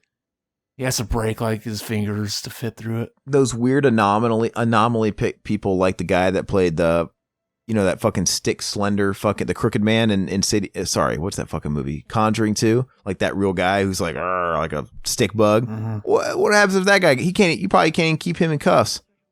What happens to that guy? He just better hope that guy doesn't decide to be a fucking murderer. Mm-hmm. Okay, we also have on the same commentary, Tales from the Dark Side, Devil's Advocate, Mikaw Woodcock. Great name. Love it. He says, Troll Zach will be dearly missed, but if it makes for less friction between you guys, it's for the better. Yeah, I still have very slight relapses, though. I notice I'm doing the fucking Corey G voice. I mean, I think it's long. It's like dieting, Zach. It's not really a big deal. Your goal might to really never really cheat, right, on your diet. But I think as long as you're aware, even if you fuck up and you just get right back on it, you're not really going to be hurt, you know, by it. The real threat is a total relapse in fucking up your diet and falling into a bad habit. You know what I mean? that's really the thing, you know? I just laughed at that. Like, 1 second, please. And he tried to kiss her and she wasn't having it anymore. The moment was gone. Look, he just fit his whole head through there. He could fit through there. Yeah, it's absolutely stupid. Twilight Zone shadow play commentary. Fred Simmons. I don't think we've ever seen you comment, Fred Simmons, but thank you so much. He says shadow play is episode 62 of the American television anthology series, The Twilight Zone. It originally aired on May 5th, 1961 on CBS. Shadow play remains an intriguing and suspenseful episode that perfectly embodies the otherworldly nature of the Twilight Zone in a way that few other episodes were able to match. It showcases Charles Beaumont's excellent writing and obsessions with dreams, nightmares, and unreality, which perfectly suited the format of the show. We know that a dream can be real, but whoever thought that reality could be a dream? We exist, of course, but how and in what way? As we believe as flesh and blood human beings, or are we simply part of someone's feverish, complicated nightmare? Think about it, and then ask yourself, do you live here? In this country, in this world, or do you live instead in the Twilight Zone? Shadow Play, one of the very best episodes of the Twilight Zone. It's a dark episode, one of my favorites. Appreciate it. Oh man, I love this comment. Liar, liar. Speaking of Jim Carrey, we got a guy, I think his name is Florian Basha, or Florian Basha, I don't know, somewhere in Europe. I don't know. But basically, he just says, fuck you, mofo idiot. But he said singular. He said singular, mofo idiot. So, is it just one of us? And could you please specify? Is it your broken, fucked up European accent and your broken English, and you really meant both of us? Or are you saying fuck Jim Carrey, his performance? I don't understand. You gotta tell my response, because it's fucking donk. Oh, fuck me, dude. So you replied on your personal account. yeah, I originally wanted to reply from ours, but Aaron's like, don't do it. Yeah, don't. Actually, I did reply, but it just disappeared. So I thought you deleted it. And then I'm like, did you delete it? No, I didn't. I'm glad somehow Google has placed a fucking Zach filter on our channel that it like clearly realizes and that, you know, Zach's posting something that can get us in trouble. But he says, yeah, that's right. I did fuck your idiot mother, you dyslexic bitch. Genius. Fuck yes. That's donk. But you can't take that out on our channel, anybody that's offended by that, because that was by a private user by the name of Jetpack Wolf. That is not Revival House. You know, it's kind of like when you're outside of the workplace and you go to a strip club. As long as you're not wearing like fucking a Target t-shirt or whoever the fuck you're representing during your day, they can't fire you or do anything because you're a grown man on your private time. You went and got some titties in your face. So Zach is in fair play here, making this comment. As long as he's not representing Revival House when he does it, right? He's representing Jetpack Wolf. So my dog just scared the shit out of me. I left the door open, not realizing it. She just like rubbed up against the back of my leg. That's the first time it's ever happened recording the show. Scared the shit out of me, but I didn't make a noise. See, if that was a fucking intruder, he could have slit my throat and you would never know. You just think I'm being really quiet the rest of the episode. I would have heard some gurgling sounds. Exactly. All right. So who's the best movie dog, by the way? You got Milo, you got the fucking dog on jury duty. You got Rimshot. How come they're all dogs like Rimshot, right? They all look like Wishbone. Yeah. What if that is the same dog, maybe? Maybe he just had a really busy decade, being Pauly Shore's dog, being, Jim Carrey's dog, being Ernest's dog. He was the dog on Jury Duty. Which dog are you thinking of? What's the movie where his dog was obsessed with Jeopardy? Oh yeah, no, that wasn't one of those dogs. Oh, it wasn't. But isn't it funny how the dog always has to save the day? Like they're always relying on him to do something. Yeah. Always. Anyway, our last commentary that we posted was Mortal Kombat Annihilation. In that, we have some comments I'd like to read. Fun movie, not really. So, fun fact, Oliver Closeoff says, fun fact, James Remar was originally cast as Hicks from Aliens, but was fired when he got arrested. By the way, I'm praying for William because he's watching this eyesore for the first time. So yeah, I mean, I'm guessing you probably posted that comment before we got to that tidbit, but we did bring that up. He fucked his career up bad, by blowing it, by being on the fucking, he was on the fucking sauce, not the sauce. That was Michael Biehn. He, was into the arm candy, right? Yeah. So, too bad. Oliver Closeoff, you also say, is this your way of saying that you hate William by having him watch this wart on humanity? No, it was actually his pick, and it blew me away because, he seems like such a guy that's really in the know about facts. If you listen to stuff he does online, it's really textbook, and he really drops the fact bombs on you. So he requested that movie, and I'm like, all right, this guy's gonna. He's like, I've never seen this before. He's like, not only have I never seen it before, I've only played one game, and it was sort of a latter day game. Like, okay, it's kind of an interesting suggestion, but he wanted out of his orbit. It fit perfectly. I mean, that's fine. It was a great movie to do, and it fit with. He's a true artiste. He wanted out of his comfort zone right out of the gate. It was a perfect film to have Mac on for, especially with the new game that Zach hates when we talk about. So it was great, and I'm glad, and we've been meaning to do it for a long time. So now we have an official companion piece. With the first Mortal Kombat commentary where Zach birthed the term "I would eat her ass," which is, pretty famous in our parts. How does it, Zach, on YouTube where it lets you watch a recommended video, like another video at the end? Mm-hmm. Does it just randomize that, or does it pick the newest stuff, or is there any way to is it smart? Like if somebody listens to Mortal Kombat, will it show the Mortal Kombat? You pick it. I stick it? It sticks it. Okay. Yeah. So basically you would do something like the Mortal Kombat commentary on this one. Yeah, I can. It makes sense. I could have made the first show the first one for the last one too. I should have, because we've had some people comment on. I get it. We have a shit ton of content, a shit ton of commentaries where sometimes you're just going to miss some, or if you're new to the channel. But we've had some people comment on later commentaries that are like, "Oh, you guys should do this movie that is somehow in a realm of that movie," and they don't realize it. I have to let them know, well, we did do it, and I got to link them. So I think, yeah, we should. There's probably certain things we should put in there. Like, I mean, obviously connect the Sinbad movies, right? Mm-hmm. I assume if somebody's watching one of those fucking Sinbad pieces of shit, they're gonna have seen the other one. Pauly Shore too. I was thinking too, we should start making more playlists of every time we do a exploitation, like Devon Sawa exploitation. I think as long as it's big enough, like the Shore exploitation, I think is pretty big, right?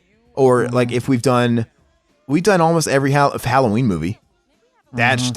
I think we should fucking. I really think we should do the reoccurring every couple of like maybe even once every year we do a fucking Adam Sandler exploitation. We donk. I think that's one of those things that how you say whenever you find a new channel and they have all this shit that you could just go back and watch. Mm-hmm. I think that's one of those things that if people find us in the future and then they say oh shit they set out and did all the fucking Adam Sandler movies. That's donk. I gotta watch that. Yeah. No, I think you're right, man. I think we should definitely start by no, not Adam Sandler, but I think you're definitely onto something. No, it needs to be Adam Sandler. I think you're definitely onto something, and a good place to start would be all the Freddy movies. And Adam Sandler is the quintessential fucking just terrible go-to guy when it comes to he's got good ones early on, and then they go to shit. It would be fun to listen to people suffer through them. But I think you're definitely onto something, and we've done enough exploitations that warrant it, especially. And it would make total sense because I eventually want to do a 90s live action Disney exploitation. I do. I want to do those. Mm-hmm. I'm trying to get Zach to do Universal Monsters exploitation to kind of start chipping away at those. Because this guy's... I've never seen any of them. That blows me away. I've got Dracula and did I put the Mummy or no, Wolfman. I got Dracula and Wolfman in the Voodoo box. And I think, did those share or no? They didn't. Fuck me. Well, those are so easy to find. And those are great because they're all like an hour and 10 minutes. You know, back then, the standard for a feature length was different. Mm-hmm. And so they're very digestible, very easy to watch, and they're classics. And we've never really done anything black and white. We didn't even do the first Psycho, did we? Look at that CG. That's amazing. Yeah. You missed it. Yeah, we haven't done the first, like we got to though. So we always do that. We always do all the sequels and then the fucking original. Let us know what you think, though, because I'm sort of pressing to get some Universal stuff done next. You know, The original Psycho is one of my favorite movies, even. it's a great movie. I'd like to do Psycho. I'd like to do Universal stuff, though, man. There's speaking of Psycho, there's so much to talk about on that one. I mean, there's just tons of, I think that one would just be Factoid City the whole time. And, but yeah, so let's see. William Lowry, he commented on our own commentary. He says, this was a lot of fun to do. Granted, my knowledge and experience with Mortal Kombat doesn't amount to much, but I still had a blast. I chalk my lack of familiarity with MK to the fact that I grew up in a household that didn't allow me to play M-rated or really violent games until I turned 17. Yes, it was extreme torture, hence why the only thing I knew about MK was the first movie and not much else. Again, I had a lot of fun laughing my ass off at MK Annihilation. Looking forward to collaborating with y'all again on Return of the Living Dead. Do you want to party? So, you know, William, you're a lot younger, as we found out, than us. So you would actually realize if you were a little older that they weren't M back then. When Mortal Kombat 1, 2, and 3 came out, well, 3 was M, but Mortal Kombat 1 and 2, they had a different rating system. I don't even remember it. I just remember M. By 95, it changed. It became E, T, and M, right? Yeah. And that's been there ever since. But prior to that, they had KA. Oh, yeah, that's right. KA was kids to adults. And then for kind of like PG-13, like the middle, like T was MA-13. That's what MA-13. And Mortal Kombat 1 was MA-13 because they removed the blood unless you had a code, right? Mm-hmm. So MA-13. And then MK2 was MA-17, which is the equivalent of, mature. But so I don't know why they changed it. Like, what's the point of that? But starting with 95, starting with MK3, they switched to the new format. And they even had, which I've never seen a game in my life, the rated A, which still exists, which is adults only. Yeah, they don't sell them. It's like they have it, but they never give it.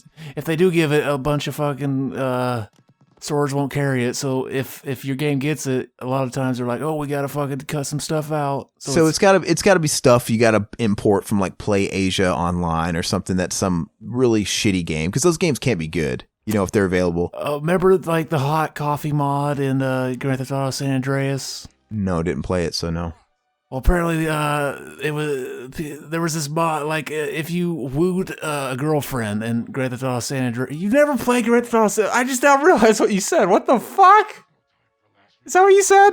That's exactly what I said. What the fuck is wrong with you? The only Grand Theft Auto game I ever played was the first one on the PlayStation. That game isn't good. But that's the only one I played, and I actually was into it.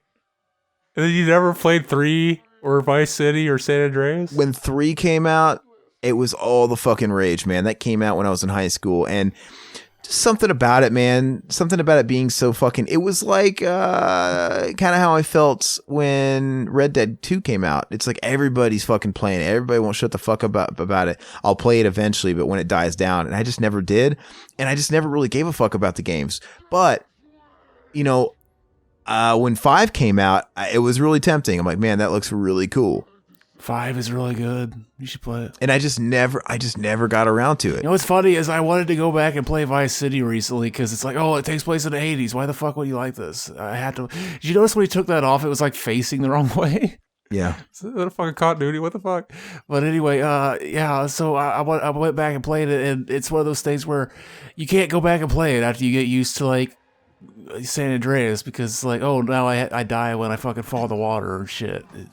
So it's like the stuff that they came out with later that was better makes it unplayable. Well, I think I say like a 5 looks really appealing, and now it's kind of perfect where not everybody's no one's talking about it, so I could actually feel intimate with it and enjoy it. But I'm also kind of scared sometimes to get wrapped up in a big game like that. I mean, is it a game that's 5 isn't that long. Like I remember like hearing that they did a study where it's like, oh, a bunch of people got to like the middle of part 4 and stopped playing it. I guess we should make 5 shorter. And everybody's like, no, part 4 just sucks. Well, you could have made this one longer. Does 4 suck? 4 isn't very good. So is it a thing though where do people not really finish the campaign because they get so sidetracked and they just give a shit about fucking around in these games? A lot of times, yeah. Yeah, so is it one of those things where then a campaign is an afterthought, kind of like they do with the fucking FPS games where, you know, everybody's all about the online and all the other shit, the side stuff? I've always really liked the campaign of those games. Some of them are better than others, like San Andreas and Part 5 is really good. So I'm the type of guy where I would get the game and I would play the campaign. I would actually enjoy the campaign, and then maybe I would play. Usually when I finish a campaign though, my interest for the game, I lose interest. Like, so I don't know. It's scary because I don't want to devoid from a campaign because I would want to flesh it out by doing side stuff and having fun along the way, because I know once I finish the campaign, it's like a bookend, and I just kind of lose interest in it. Right? I don't know. It just signifies that I'm done with it. So I don't know. Maybe eventually I'll get around to it. But the thing is they're coming at us so hard. I'd make a joke if you want, Zach. But no, games are coming out all the fucking time. Like, you can't keep up unless you play something in the now. It's gonna get passed by, right? Because by the time you say, "Oh, I'll play it a little later," there's like fucking a million other AAA titles that are stacked on the list, and those are the more relevant on the spectrum, right? It's just too. That's why we have these backlogs of just tons of shit that we never get to. At least me, I have backlogs of games, and I'm playing Mortal Kombat as it was new, and I played Resident Evil 2 because I was on the pulse as soon as it came out. Now, I mean, I got my fill of Resident Evil 2, right? Played it for a few weeks nonstop. Went on vacation, came back, and being away from it from a few weeks, I was kind of over it, right? So I'm glad I played it when it first came out, because that's when the iron's hot on it. I am tempted on RE2 though. I'm never gonna fucking do all that impossible shit because they released all of the content for $5, you know. And I might just be that guy that does it, right? Because it's like, I just want to have fun at this point. I'm never gonna like hurt myself trying to get, you know, hardcore beat and all that shit, S rankings. I'm not gonna do it. I've played through that game a couple times. It's one that I like to play it just because I already know the story. I can just listen to stuff and everything. Yeah, well, I mean, even you had to get that S ranking by using a glitch. I don't want to. And to me, and there's shit. I bet you a shit ton of people use the glitch, right? I bet you so many people did. And to me, paying $5 and getting it handed to me or using the glitch is the same thing. It's still a sidestep, and one's just easier, and it costs a couple bucks. I don't think it's any different. But yeah, I'm at the point. The only thing that would bring me back to the game, because it really is wonderful, is if I can just have fun and have like a fucking infinite ammo and just go and just destroy shit, or even go through those side stuff. I don't remember what they're called, the side missions with all the side characters. Does the unlimited ammo and stuff carry over to that? No. Oh, that's bullshit. They have different guns and everything. Speaking on William Lowry's comment, he also added, also listening to this commentary, I'll definitely get a pair of headphones because I sound like I'm in a wind tunnel. Yeah, you live and you learn, man. I think everybody makes that mistake the first time they ever record with multiple people. Riverman and I did. Our first interview was fucking botched. It's still, you can find it on iTunes or whatever, but like everybody does it. And T. Bertus Thoracus. I'm not sure. I don't think I've ever. Oh wait, I started telling a story and I fucking got sidetracked. Oh, sorry. The fucking the hot coffee bot on San Andreas. They were like, oh yeah, you woo a chick. She goes your girlfriend, and then after a while, after you go on a date with her, she'll ask you if you want to come in for hot coffee. And in the game, it just like cuts to black and then it cuts to after. But originally, I guess they had a mini game where you could have sex, and all the fucking like all the sexual positions were there. You could fucking go through all of them. And like somebody made the hot coffee mod, and Rockstar's like, yeah, that was on the game, but we just kind of locked it for the finished product, and there's a big like outcry, and then like stores were like, oh, we're gonna put an A on it, we're gonna stop carrying it. I don't remember how they fixed that. Was it implied sex or did they show it? It was shown, yeah. It wasn't like not in the finished version, but on the modded. The mod, yeah. So it wasn't like in God of War games where he would have sex.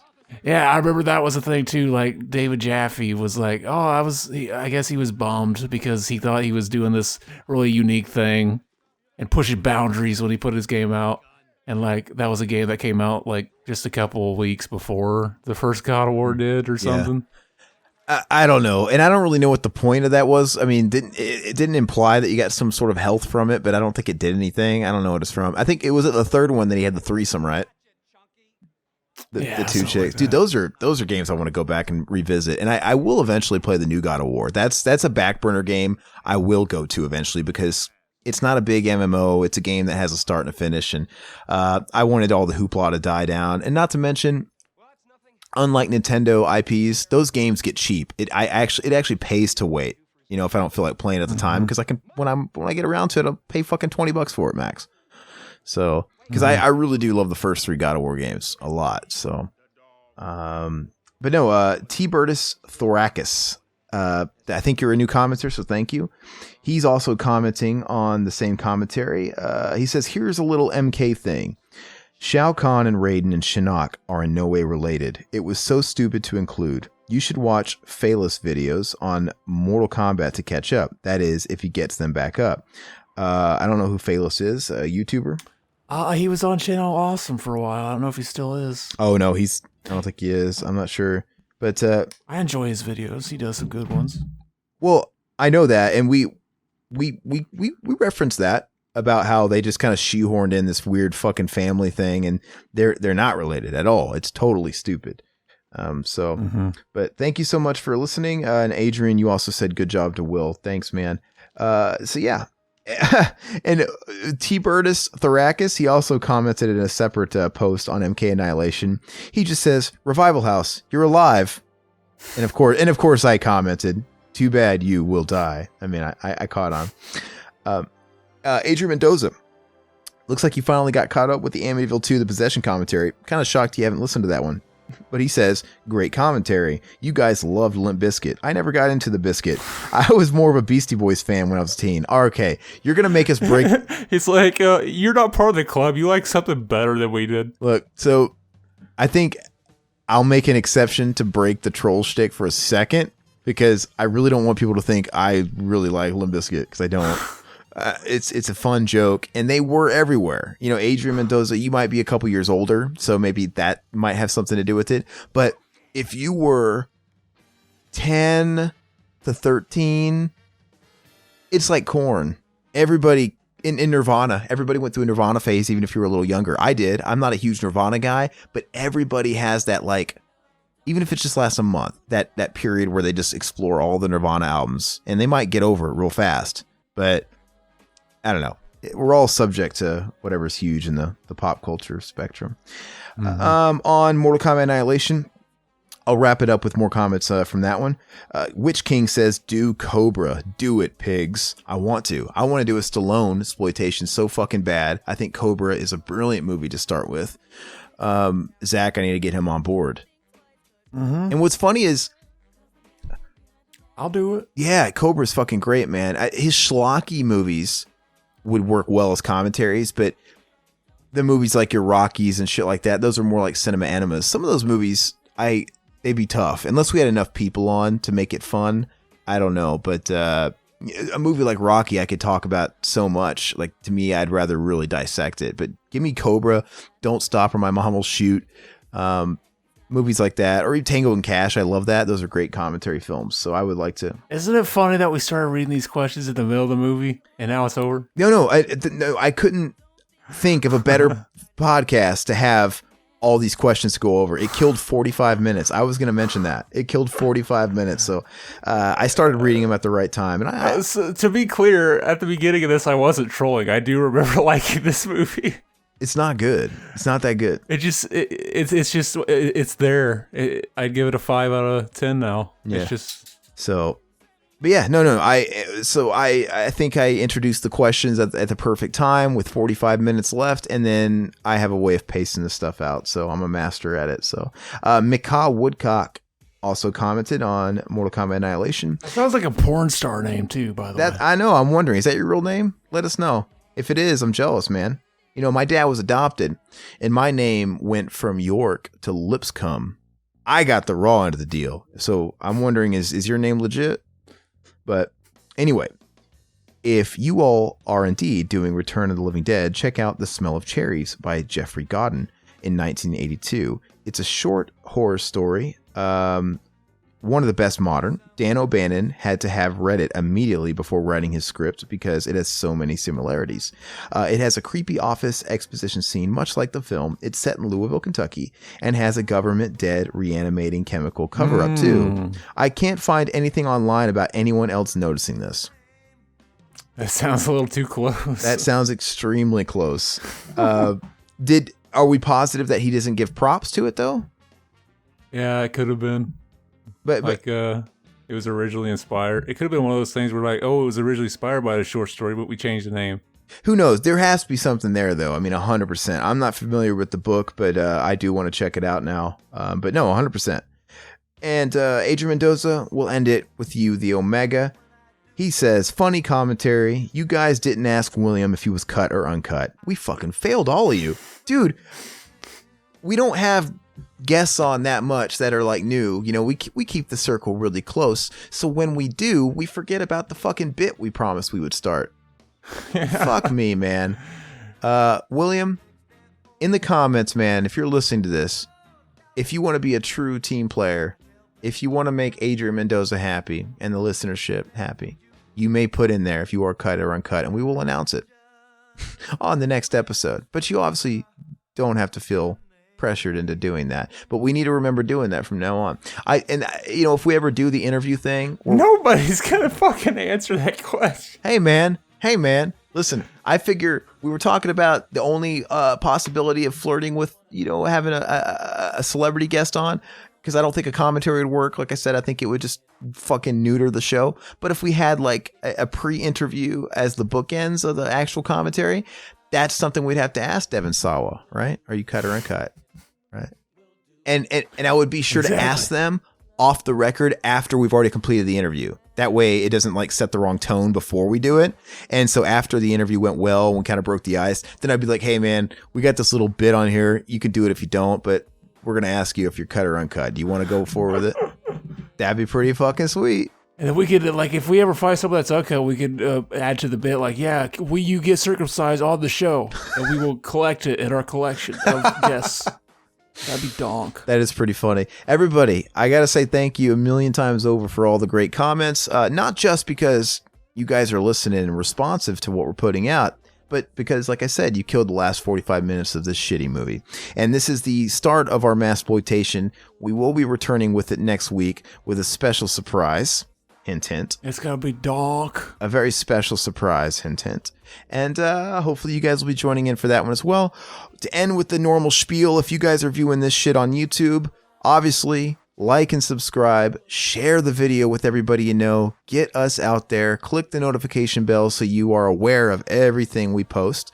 And if you guys are out and about and listening to this stuff while you guys are running errands or driving around in the car, out on jogs, out on runs, I suggest checking us out on podcast services. We're everywhere. We're on Apple Podcasts. We're on Spotify. We're on Google Play. We're on Stitcher.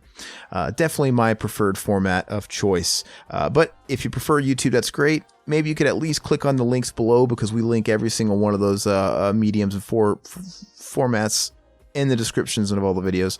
If you could even just go over there and leave some nice feedback, 5-star ratings, or a nice word or two, it would at least help us out over there. And that's really all I got. Zach, you want to finish up with anything? Fuck it. That's all I got too. Yeah. I got nothing with this movie. Yeah. It's just there. It's not good. To me, it's like a 3 out of 10 just because it's not my cup of tea. That's it. It's just not for me. It's not. It's for kids. Like I said, I think it looks cool. I think aesthetically it's pleasing. The movie's just not there for me. You know, whereas a movie like Who Framed Roger Rabbit, aesthetically pleasing, it appeals to kids and adults, and I think it's still a great movie. So it's not that. But that's all we got. Bye bye puppets. We'll see you guys next week. Bye. Dog. Thank God for those comments, man. End of the week at the Revival House. Next month's theme, you gotta figure it out.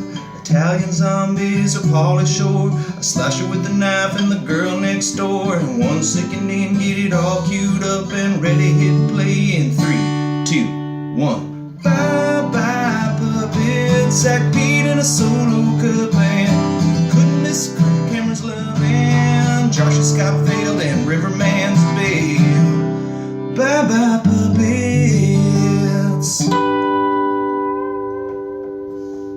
Sounds good, like this country used to. Revival House, 2019, y'all. That sounds like fire, like this country used to.